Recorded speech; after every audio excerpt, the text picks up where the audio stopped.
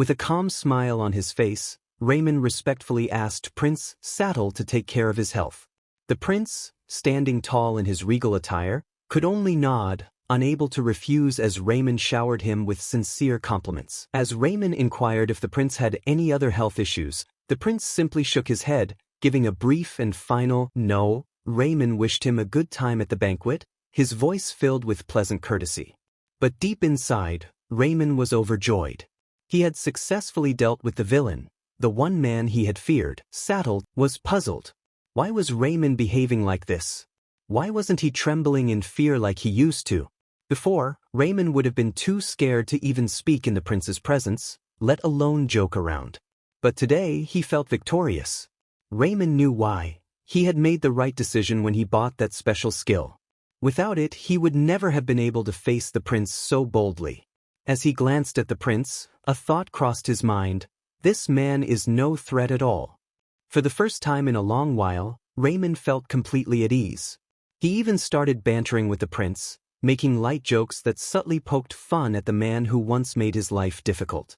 This playful exchange caught the attention of Princess Sophia, who quietly approached. Raymond turned abruptly, startled by her sudden appearance. In an instant, Raymond bowed deeply, his hand placed firmly on his chest in a gesture of respect. But the princess was not amused. Her gaze, sharp and unwavering, reflected the shock of what she had overheard.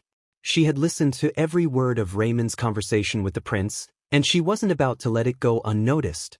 "You've changed a lot in these last 5 years, Raymond," she remarked coldly, her voice cutting through the silence like a blade. She didn't stop there. Her next word stung. "You used to be worthless. Like garbage." Raymond, taken aback, blinked in confusion. Was that supposed to be an insult? He couldn't tell. After a brief pause, he replied with a straight face, "You haven't changed at all." That remark hit Princess Sophia harder than he realized. Her expression shifted ever so slightly, betraying the hurt behind her otherwise stoic facade.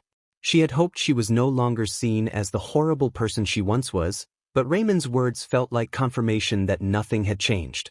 Noticing her discomfort, Raymond quickly tried to reassure her, softly complimenting her beauty, hoping to end the conversation on a more positive note. But Sophia seemed eager to leave. She claimed she wasn't feeling well, her voice strained and distant. Raymond's instincts as a healer kicked in immediately. "What's wrong?" he asked, concern lacing his tone.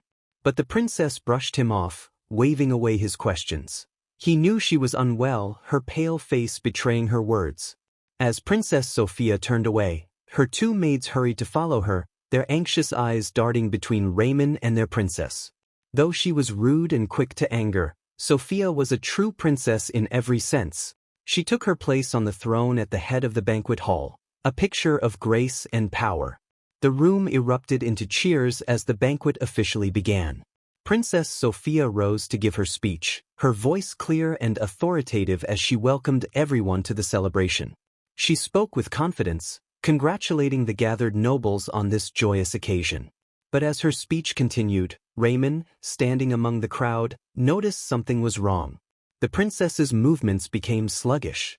Her face grew paler and her once strong voice began to falter. Raymond's heart raced as he watched her closely. Sweat glistened on her forehead, her hand clutching her chest as if the very act of breathing had become a struggle. The crowd seemed oblivious, but Raymond sensed the danger. And then, in the middle of her speech, it happened. Princess Sophia staggered, her legs giving out beneath her as she collapsed to the ground. A wave of panic swept through the banquet hall. Screams filled the air as nobles rushed forward, trying to help, but Princess Sophia lay unconscious, her face devoid of life. A group of men shouted for a healer, their voices tinged with fear. The older nobles hurried toward the fallen princess, their faces grim, while others stood frozen in shock. The atmosphere was chaotic, but Raymond remained still, his mind racing. The healers arrived in an instant, and one young healer, a boy barely out of his teens, stepped forward. He placed his hands over the princess, green healing magic swirling in the air. But to everyone's horror, it didn't work. The magic flickered, but the princess's condition didn't improve. The healer's face paled, his eyes wide with fear. He stepped back, shaking his head in disbelief. Even the best magic couldn't save her. Raymond watched from the sidelines, his thoughts a whirlwind. Should he step in? Could he risk it? As an apprentice, he wasn't supposed to interfere. But if he did nothing, Princess Sophia would die. She hadn't apologized to him yet, not properly. He couldn't let her die without making her apologize for all the torment she had caused him. With a newfound determination, Raymond stepped forward, his voice loud and unwavering. "I'll treat her myself," he declared. The healers, startled, turned to him in disbelief. The lead healer, Ing, tried to stop him. "What are you doing? Get out of here," he shouted, but Raymond refused to back down. "Time is running out," Raymond yelled, his voice cutting through the noise of the crowd. He pushed past the healers, his nonchalant expression masking the fear and pressure building inside him. He approached Princess Sophia, kneeling beside her motionless body.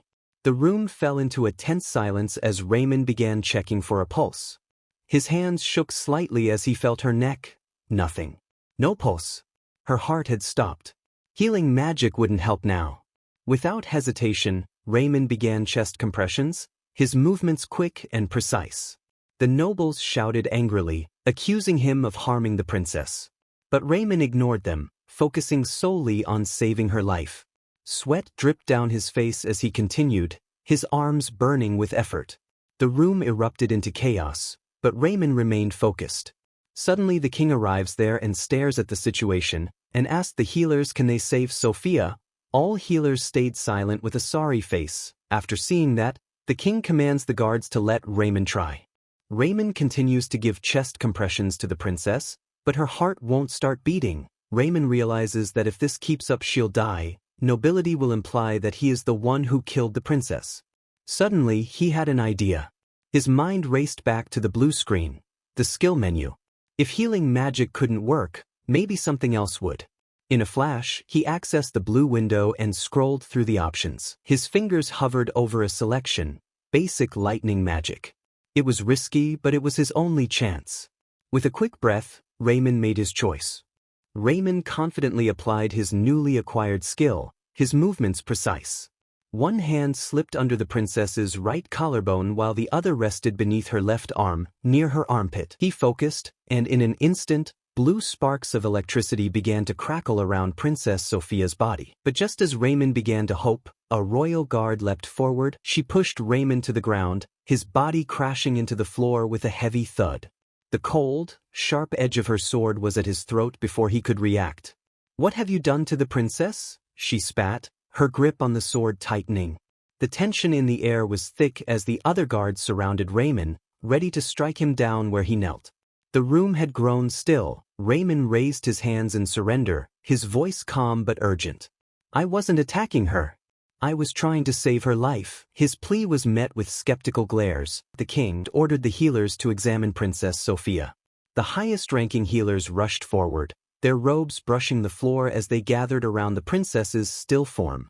Healer Aang, trembling with uncertainty, placed his fingers on Sophia's artery, feeling for a pulse.